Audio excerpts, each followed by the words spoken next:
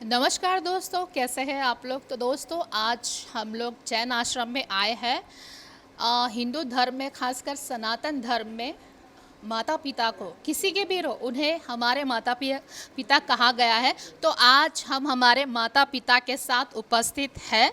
तो आइए इनके साथ हम एक बहुत ही भव्य कार्यक्रम की शुरुआत करते। ये लोग देख सकते हैं, ये सारा हमारा परिवार है। तो हम हमारे माता पिता के साथ एक बहुत ही भव्य कार्यक्रम की शुरुआत करेंगे। थोड़ा सा हंसी मजाक, ताकि इनके दिल भी कलियों की तरह खिल जाए। तो चलिए कार्यक्रम की शुरुआत करते हैं।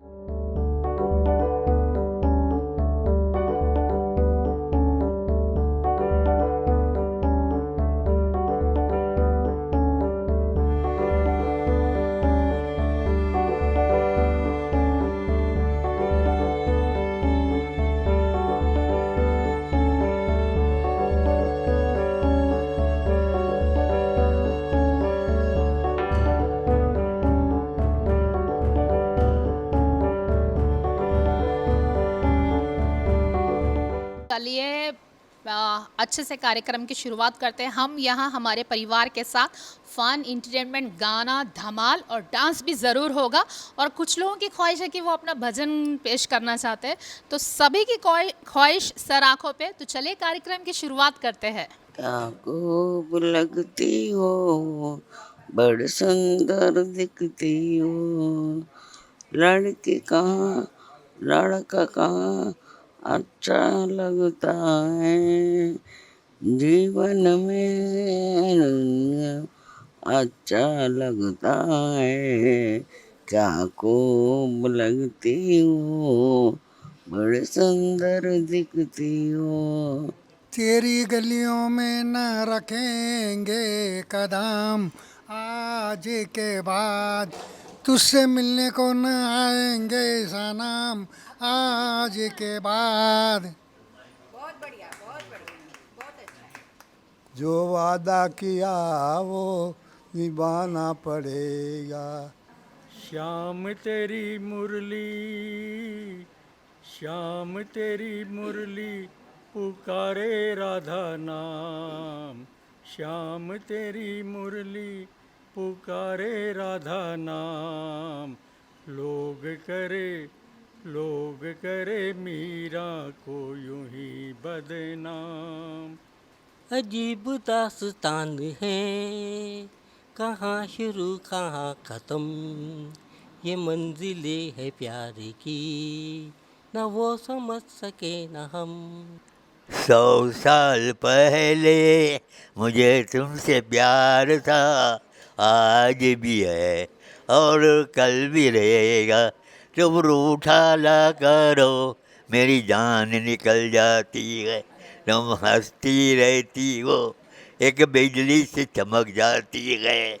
ब्रह्ममुरारिसुरार्चितलिङ्गं निर्मलभासितशोभितलिङ्गं जन्मजदुःखविनाशकलिङ्गं तत्प्रणमामि सदा शिवलिङ्गं देवमुनिप्रवरार्चितलिङ्गं कामदहनकरुणाकरलिङ्गं रावणदर्पविनाशकलिङ्गं तत्प्रणमामि सदा शिवलिङ्गं सुरगुरुसुरवरपूजितलिङ्गं सुरवरपुष्पसदार्चितलिङ्गं परमात्मकलिङ्गं तत्प्रणमामि सदा शिवलिङ्गम्।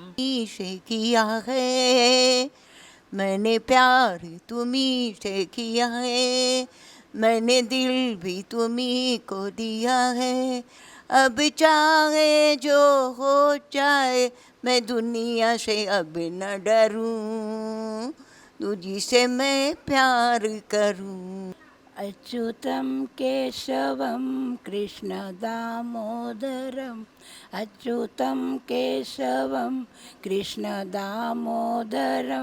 रामनारायणं जानकीवल्लभं रामनारायणं जानकीवल्लभं कौन कहते हैं भगवान आते नहीं कौन कहते हैं भगवान आते नहीं हम मीरा के जैसे बुलाते नहीं। रोते रोते हंसना सीखो हंसते हंसते रोना कितनी चाबी बड़ी राम ने उतना चले खिलौना रोते रोते हंसना सीखो हंसते हंसते रोना। अभी आपने देखा यहाँ पे मौजूद सारी महिलाओं ने बहुत ही अच्छा भजन कीर्तन और रंग बिरंगे गानों से महफिल को बहुत ही अच्छा सजाया है। पुरुषों ने भी उनका साथ दिया है, तो बहुत ही इन्होंने मधुर संगीत का आनंद लिया। तो चलिए जैन सेवाश्रम में हम पूछते हैं यहाँ के जो पदाधिकारी है यहाँ की व्यवस्था क्या है और यहाँ का जो दिनचर्या है वो क्या है, सारी जानकारी है हम इनसे लेते हैं। नमस्कार मैम। जय जिनेन्द्र। मैं जैन रत्न मीना ललित मुथा, चेयरपर्सन एवं सेवाश्रम जैन सेवाश्रम की संयोजिका, लगभग 23 वर्षों से इस पद पर कार्यरत हूँ। कोशिश हमारी यही होती है कि जो भी हमारे बुज़ुर्गजन हैं उनके मान सम्मान को कहीं पर भी ठेस ना पहुँचाते हुए इनको एक सुकून की शाम, अपने जीवन संध्या की एक शाम सुकून भरी मिले, ये हमारा प्रयास होता है। मेरे साथ में मेरे मानद प्रधानमंत्री जी रीमा जी जैन यहाँ पर उपस्थित है, हमारे सह संयोजक श्रीमती हंसाबेन सावड़िया उपस्थित है, कुछ सदस्यगण हमारे अध्यक्षा जी वगैरह सीमा जी शील कुमार जी जैन किसी कार्यवश नहीं आ पाई हैं, तो वे भी अपनी शुभकामनाएं आप तक प्रेषित कर रही है। विगत 30 वर्षों से ये संस्था जारी है। श्री जैन सेवा संघ महिला विभाग इसे संचालित करता है और कहने में हमें गर्व की अनुभूति होती है कि ये संपूर्ण कार्य महिलाओं के द्वारा ही संचालित होता है। यहाँ पर जो भी बुज़ुर्ग हमारी निश्रा में आते हैं, किसी से भी कोई फीस या पैसा नहीं लिया जाता है, संपूर्ण व्यवस्था निःशुल्क होती है। और कहने में भी और ज़्यादा गर्व होता है कि हम लोग जो भी है जैन सेवाश्रम, जिमीकंद का वापर यहाँ खाने पीने में नहीं होता है, कंप्लीट जैन फूड की व्यवस्था यहाँ पर होती है और इन्हीं के कारण से अपने जो भी है नियम कानून है वैसे ही चलते हैं। अभी वर्तमान में 31 सदस्य यहाँ पर रह रहे हैं, भाई बहन सबके लिए रूम की व्यवस्था दी गई है। एक कमरे में 2 व्यक्ति रहते हैं। उनके रहने करने का इंतज़ाम, उनको जो भी आवश्यकता है, जो भी ज़रूरतें होती है अकॉर्डिंग टू जो उनका उम्र है, उस हिसाब से यहाँ पर पूरी तरह से ध्यान दिया जाता है। रूमों की व्यवस्था में, खाने पीने की व्यवस्था में, भोजनशाला की व्यवस्था में, स्नान संध्या आदि की व्यवस्था में, रात के सोने की व्यवस्था में, उनके एंटरटेन की व्यवस्था में, सभी कुछ, ताकि उनको ये नहीं लगे कि मैं कहीं पर भी अकेला हूँ या अकेली हूँ। ये छोटा सा परिवार भले ही है लेकिन सब साथ में मिलकर रहते हैं।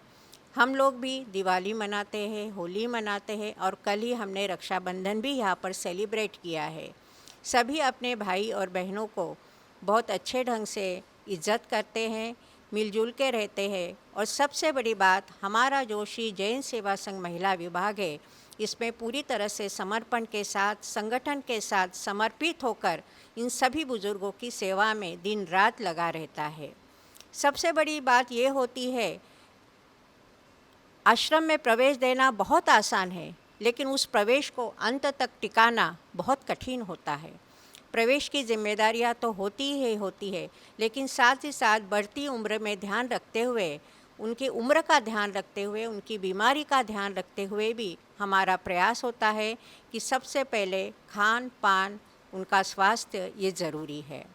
इसी को ध्यान रखते हुए डॉक्टर्स भी आते हैं। इसी को ध्यान रखते हुए फिजियोथेरेपी सेंटर का भी यहाँ पर व्यवस्था रखी गई है। और साथ ही साथ पूर्ण रूप से हमारी कोशिश होती है कि वे हमेशा अपनी तंदुरुस्ती बनाए रखें। खान पान के साथ साथ कोशिश ये होती है कि मानसिक स्वास्थ्य भी बना रहे, ताकि उनकी जो भी ज़रूरतें हैं वो हम तक पहुंचते रहे और हम उस ज़रूरत को पूर्णतः पूर्ण कर सके।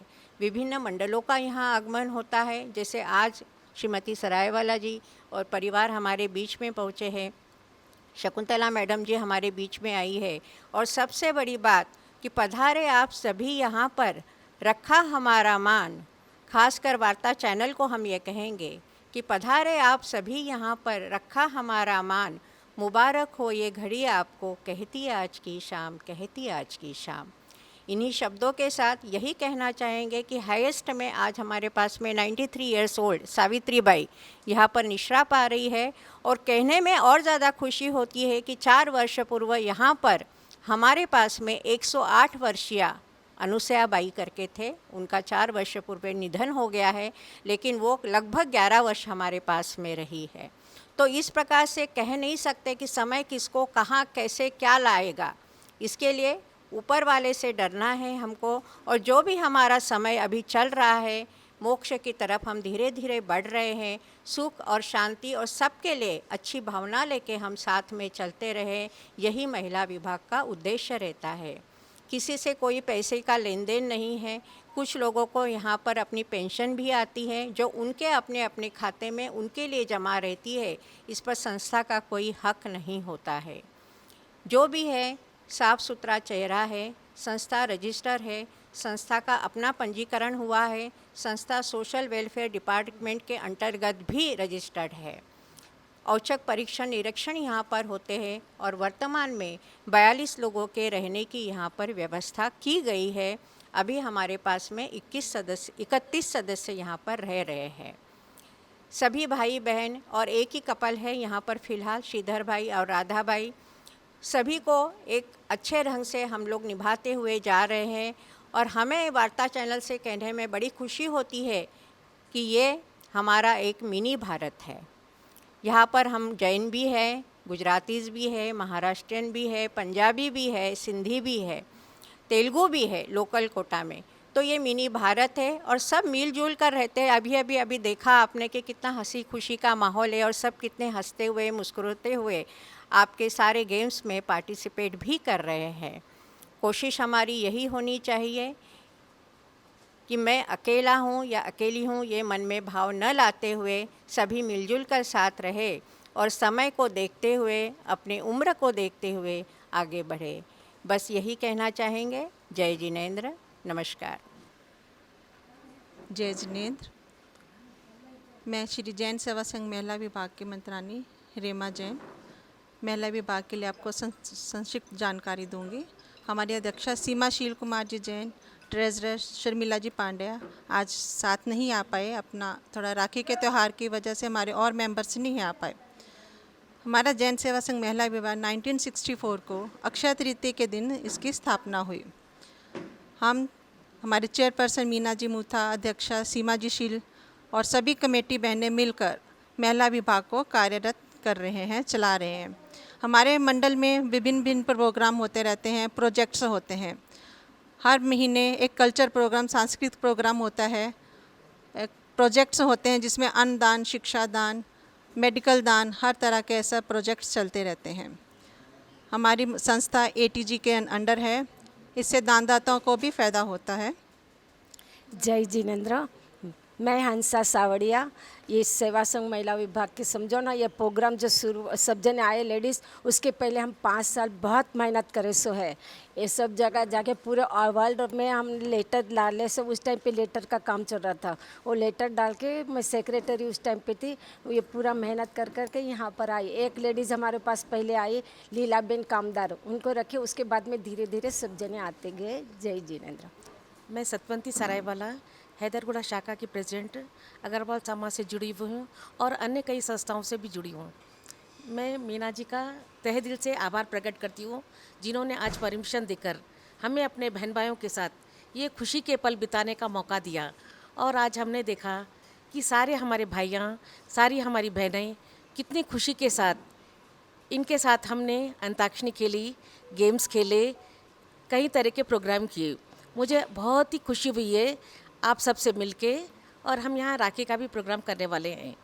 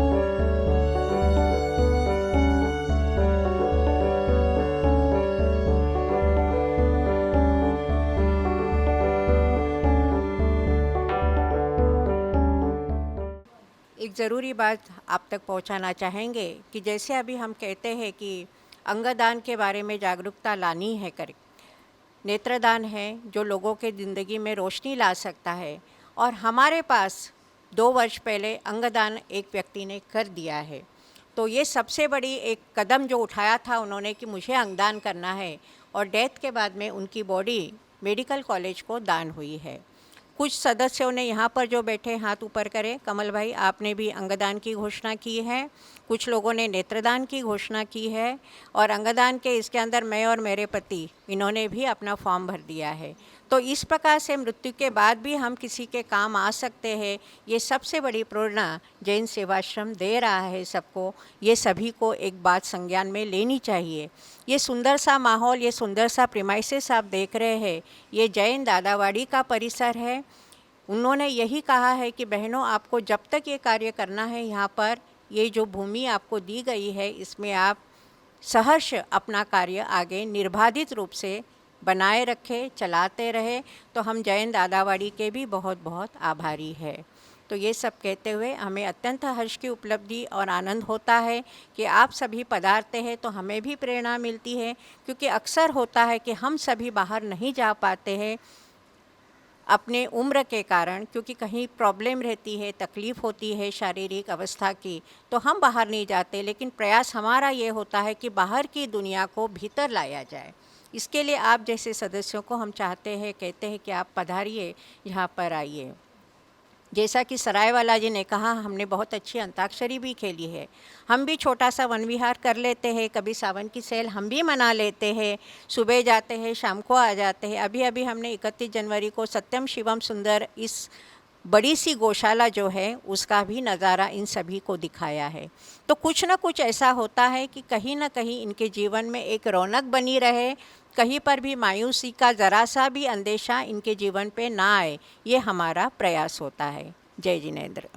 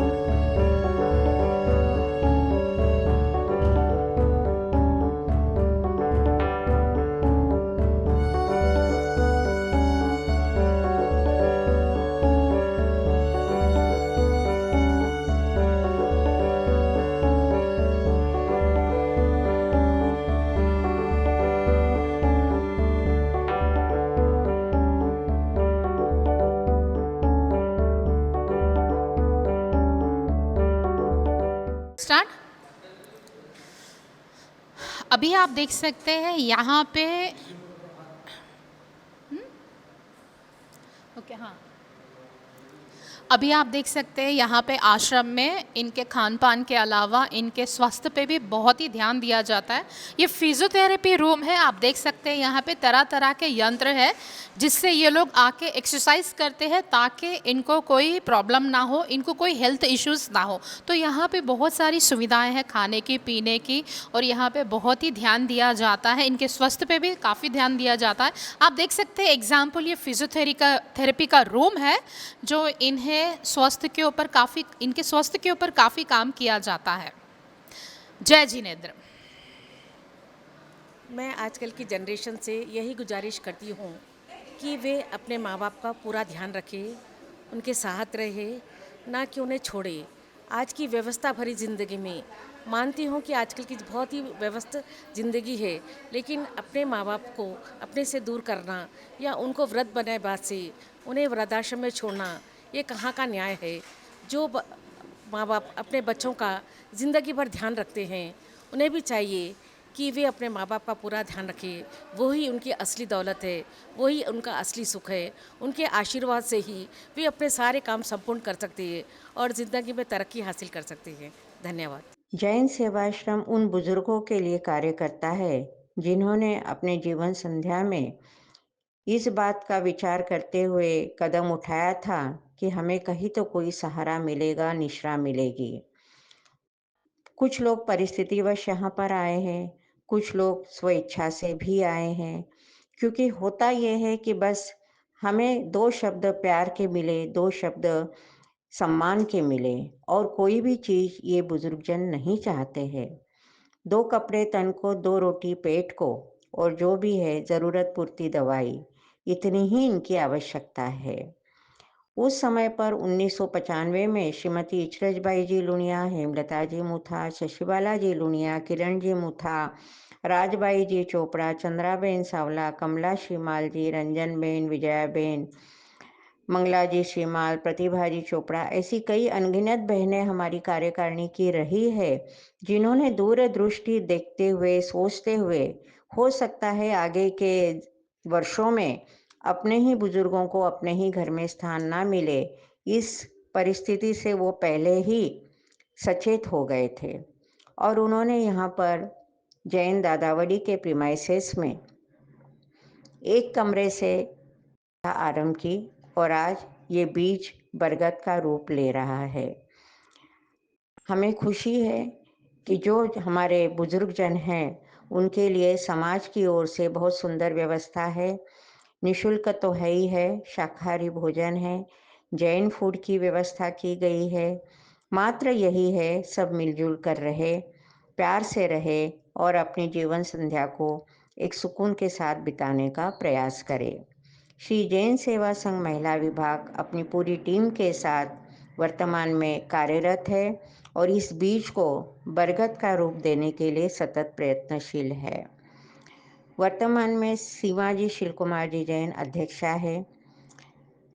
हमारे उपाध्यक्षा है श्रीमती कल्पना जी सुराणा। हमारी मंत्रिणी है रेमा जी जैन। सहमंत्रिणी है हमारे सविता जी राय सोनी। हमारी कोषाध्यक्ष है श्रीमती शर्मिला जी पांड्या। सह कोषाध्यक्ष है प्रतिभा जी बाकलीवाल। फिजियोथेरेपी सेंटर भी की व्यवस्था भी यहाँ पर की है, जो अभी अभी हमने लगभग 15-16 महीने पहले उद्घाटित किया है। इसकी संयोजिका है श्रीमती अलका जी चौधरी, सह संयोजक है सुमित्रा जी सेठ। एक मिला जुला रूप है हमारा, बुजुर्गों के लिए कार्यरत रहेगा। हमारी कोशिश रहती है कि सब लोग सानंद रहे, कुशल मंगल रहे। महाराज साहब का भी विचरण, सत्याजी साधु वृंद का विचरण भी यहाँ होता है और हमें बहुत अच्छे से मांगलिक देते हुए, आशीर्वाद देते हुए साधु साध्वी वृंद हमारी कार्य की सराहना करते हैं, खूब खूब अनुमोदना भी करते हैं। जैन दादावड़ी ट्रस्ट के भी हम आभारी हैं कि जिनका सतत सहयोग, प्रेरणा हमें मिलती रहती है, प्रदान होती रहती है।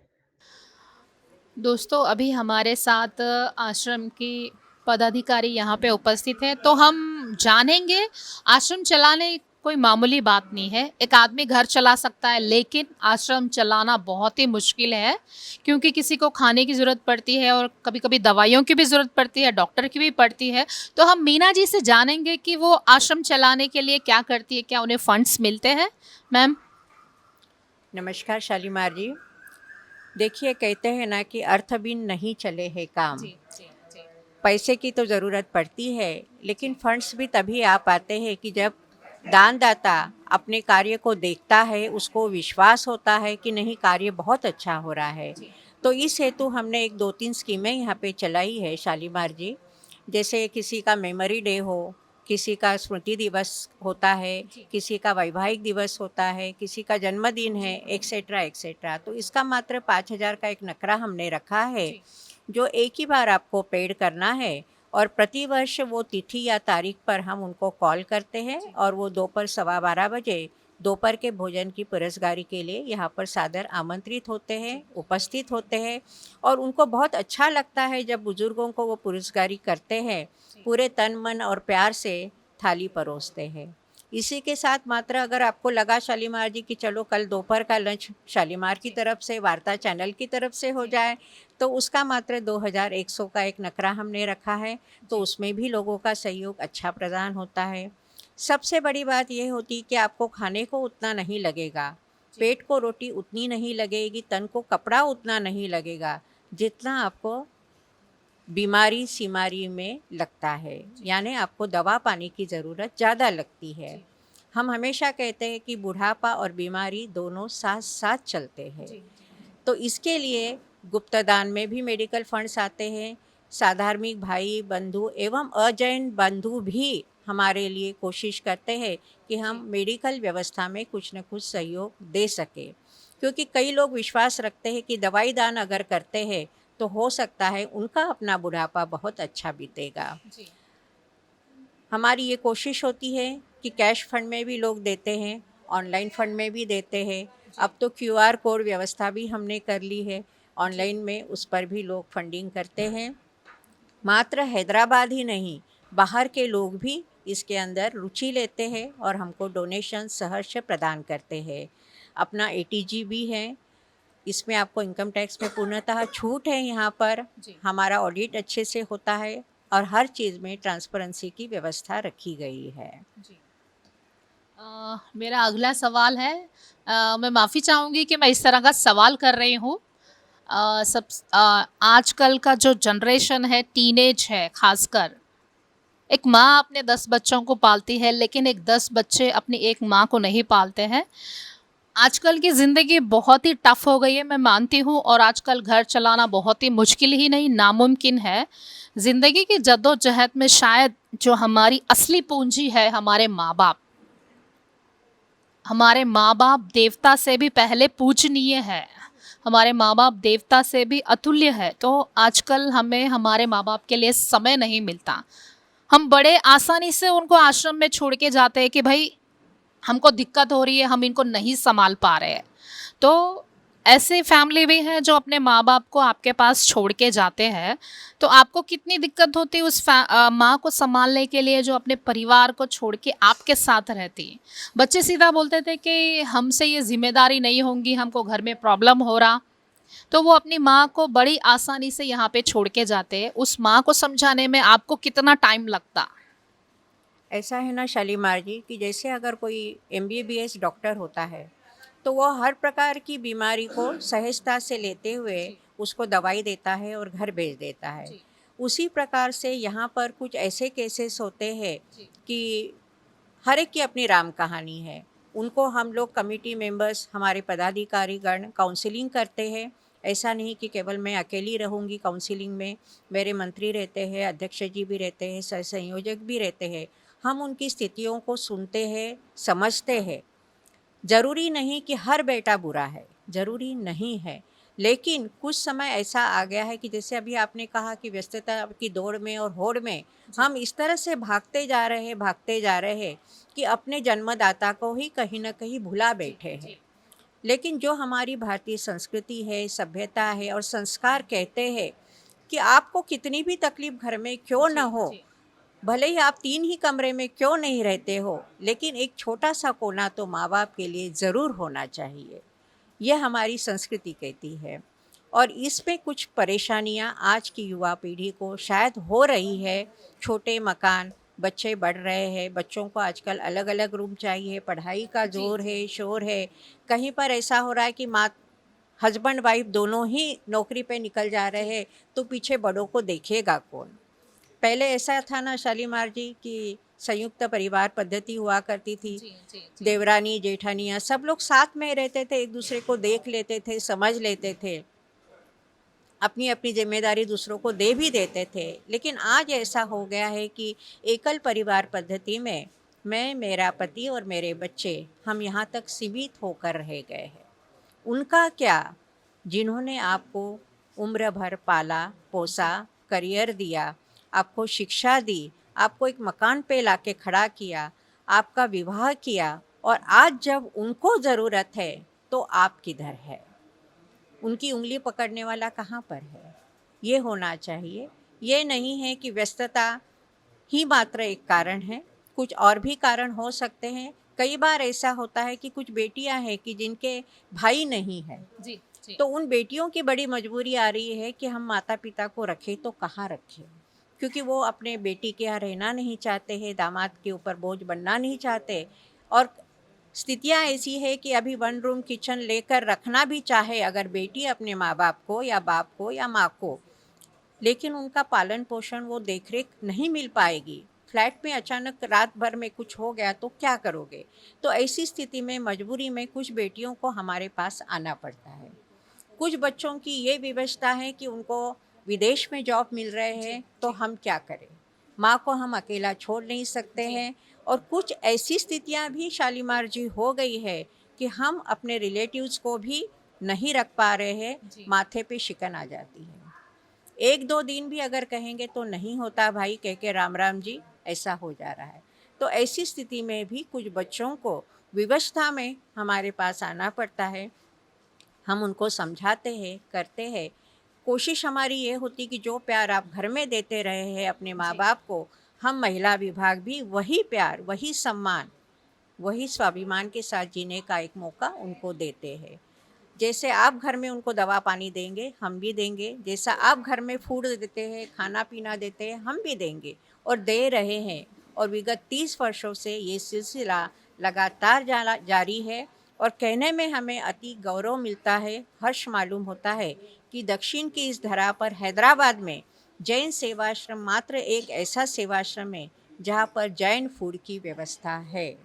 तो इस वजह से भी इस आश्रम में कई अग्रवाल समाज के भी लोग हैं, भिन्न भिन्न समाज के लोग आए हैं, लेकिन सब एक परिवार बन के रहते हैं। मैम, आप देखते हैं यहाँ का जनरेशन बहुत ही प्रॉब्लम में है। जैसे अब शादी हुई, बच्चे नहीं हो रहे, या आपका बच्चा पढ़ नहीं पा रहा है, या घर में कुछ कलेश है, या ऑफिस में कलेश है। मतलब मनुष्य जीवन को ये नहीं मालूम कि हमारी असली दौलत, हमारी असली पूंजी हमारे माँ बाप हैं।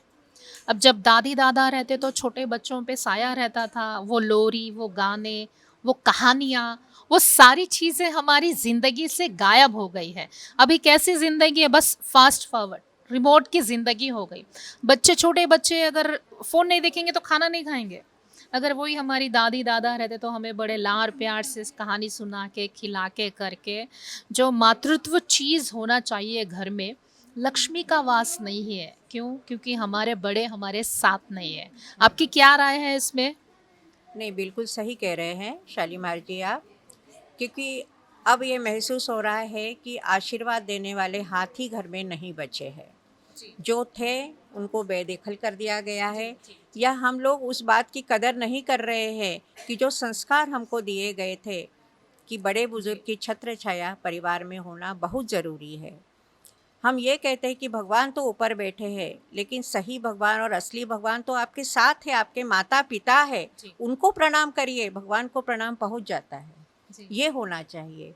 आज बच्चे परीक्षा के लिए विदा होते हैं, लेकिन उनको आशीर्वाद देने वाला कोई भी नहीं है घर में। दादा दादी, नाना नानी आपको दही खिला के भेजते थे कि अच्छे काम पे जा रहे हो, पास हो जाओगे। लेकिन आज वो बात नहीं है, क्योंकि किसी के पास समय ही नहीं है। कि बच्चों को हम कैसे विदा करें सही। परीक्षा के लिए भी। बच्चा रोता है, बीमार होता है, तो माँ की मांडी, माँ का पैर उसको सुलाता रहता है, उसको थपथपाते रहता है, लेकिन आज वो थपथपाने वाले हाथ नहीं मिले हैं। एक बार मैंने कहा था शालीमार जी कि रिश्तों की दुनिया निराली, रिश्तों की दुनिया निराली, कहती देखो एक कहानी, बचपन और जवानी, जिंदगी बनी दीवानी।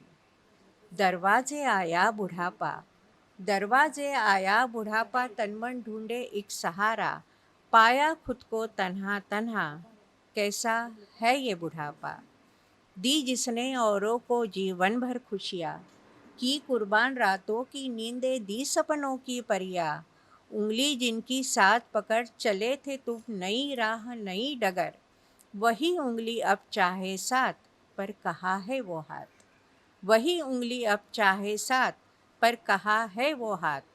कप कपाते हाथों ने लिखा, आना चाहता हूँ मैं यहाँ, कप कपाते हाथों ने लिखा, आना चाहता हूँ मैं यहाँ, क्या होगा कोई मेरा यहाँ। रिश्तों को दूर छोड़ आया हूँ, अपनों से मुख मोड़ आया हूँ, बेगानों की यह दुनिया नहीं, मिली मुझको ज़िंदगी नहीं, मिली मुझको ज़िंदगी नहीं। बस यही कहेंगे, जो दौलत आपके पास है, नई पीढ़ी से यही कहेंगे, माता पिता की जो दौलत आपके पास है उसका ध्यान रखिए, उसको सहेज कर रखिए, उनका संभाल करिए, क्योंकि आज आप उनको जो दोगे वही कल को आपके बच्चे आपको देंगे। बस यही कहना चाहेंगे युवा पीढ़ी से, इनका संरक्षण करिए। पेड़ भले ही बुजुर्ग हो जाता है, पतझड़ होने लगता है, लेकिन फिर भी उसका आशीर्वाद का हाथ आपके ऊपर सदा आशीर्वाद बरसाते रहता है। इस बात को हमें समझना चाहिए और बहुत गौर से समझना चाहिए। मैम ने हमें आश्रम के बारे में बहुत ही अच्छी जानकारी दी और हमारे टीनेजर्स के लिए भी बहुत ही अच्छा मैसेज दिया है। तो प्लीज़ जो मैडम ने कहा है वो अपने जीवन में अमल कीजिए। थैंक यू मैम वार्ता से बात करने के लिए। बहुत बहुत धन्यवाद। आपका भी धन्यवाद कि आपने हमें अवसर दिया अपनी बात रखने का, और बात को, और जो चिंतन मंथन हो रहा है, जो गहन प्रश्न समाज के सामने उठ रहा है, क्या बुजुर्ग घर से बाहर रहना ठीक है, उचित है, इस प्रश्न पर आज की युवा पीढ़ी ज़रूर गंभीरता से सोचे, चिंतन करे, मंथन करे और जवाब को हासिल करे। यही हमारा सबसे अनुरोध है। जय जिनेंद्र मैम। जय जिनेंद्र, जय जिनेंद्र। दोस्तों वार्ता चैनल की ओर से हमारा एक सवाल है, भले ये सवाल आपको चुभता हो, लेकिन आज हमारी रोज़मर्रा की ज़िंदगी में हमें बेचैनी है, परेशानी है, घर में तरक्की नहीं है, कलेश है, नौकरी में तरक्की नहीं है, घर में हम परेशान हैं, शादी हो रही है लेकिन हम लोग हमारे औलाद से वंचित है। क्यों?